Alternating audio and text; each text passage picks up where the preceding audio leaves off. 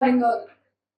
Good morning, all of you. My name is Naz. Today we have a very honorable Dr.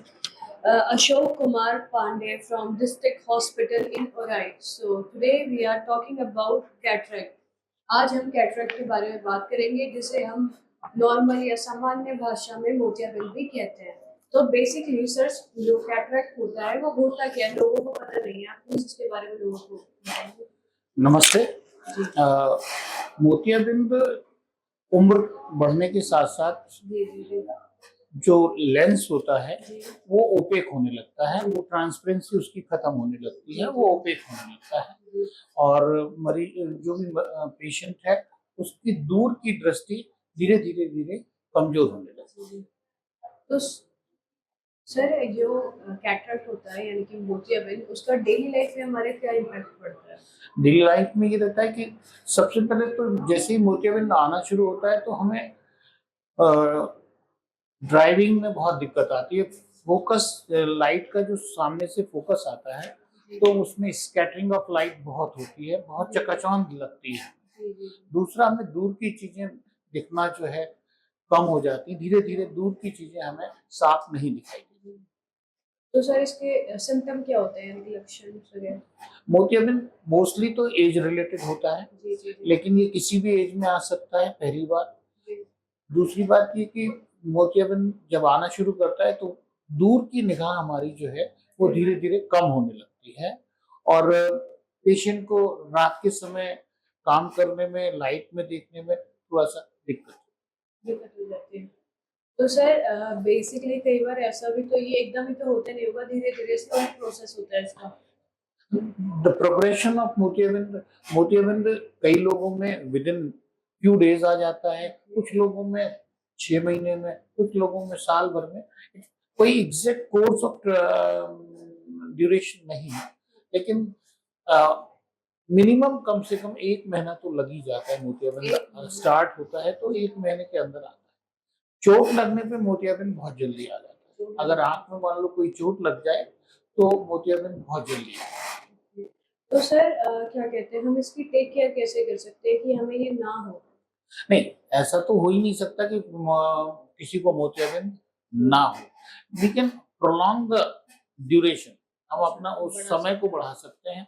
उसके लिए एक तो जो भी आपका नजर का चश्मा है उसे प्रॉपर लगाएं और पूरे टाइम। नंबर दूसरी चीज, जो हम लोग काम करें वो प्रॉपर लाइट में करें। नंबर तीसरी चीज, धूप में अगर आपका जाना ज्यादा होता है तो धूप का चश्मा जरूर लगाएं।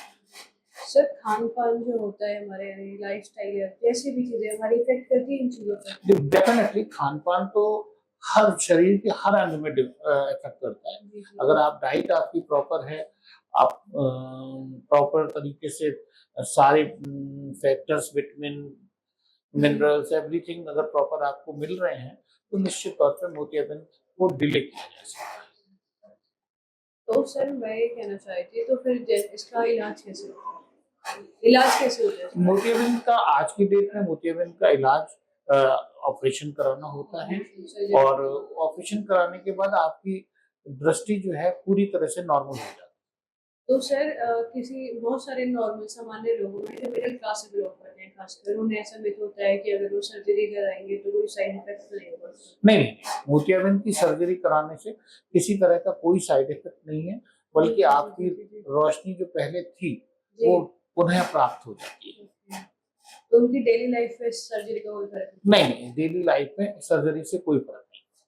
और जैसे कई लोग ये भी सोचते हैं कि अगर वो सर्जरी करा लेते हैं मोतियाबिंद की तो वो दोबारा होने के चांसेस होते हैं, सब उनका नहीं, ये मिथ नहीं है।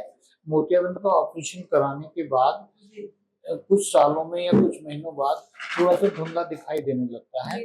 वो इसलिए दिखाई देने लगता है कि जो पीछे एक झिल्ली होती है जिस पर लेंस हम लोग रखते हैं, वो झिल्ली थोड़ी सी ओपेक हो जाती है, उसकी ट्रांसपेरेंसी कम हो जाती है।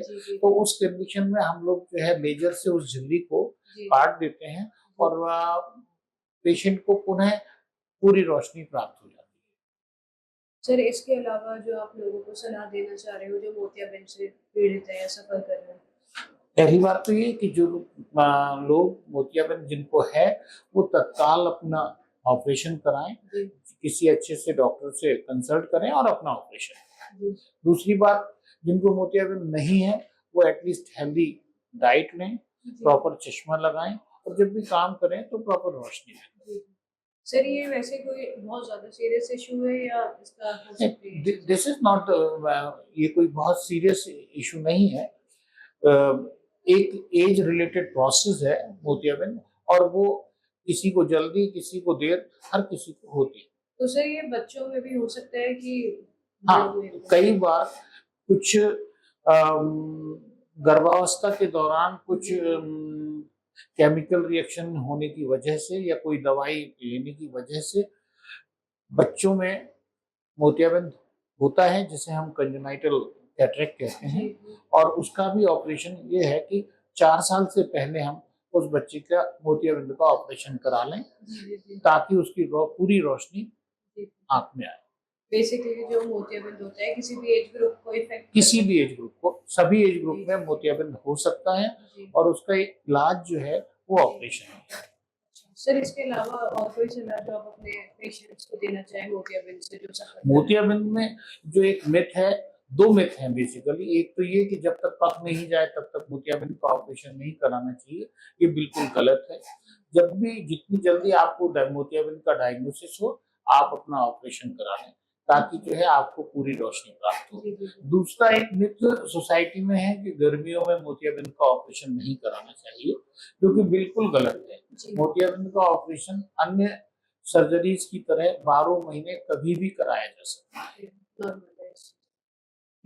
So thank you so much sir. धन्यवाद। हमारे समाज के अंदर बहुत सारे ऐसे तथ्य के लोग हैं जिन्हें नहीं पता इन चीज़ों के बारे में और वो रुक जाते हैं, नॉर्मल इधर उधर कहीं से भी दवाई ले लेते हैं। वो नहीं सोचते हैं कि आंखें एक बहुत नाजुक चीज़ें हैं जिससे हम पूरा संसार देखते हैं। तो आपने इस चीज़ के बारे में लोगों को अवेयर करा और जो मिथ है उसे दूर करा। तो thank you so much sir. आप धन्यवाद, आपका भी बहुत बहुत थैंक यू। धन्यवाद। Thank you.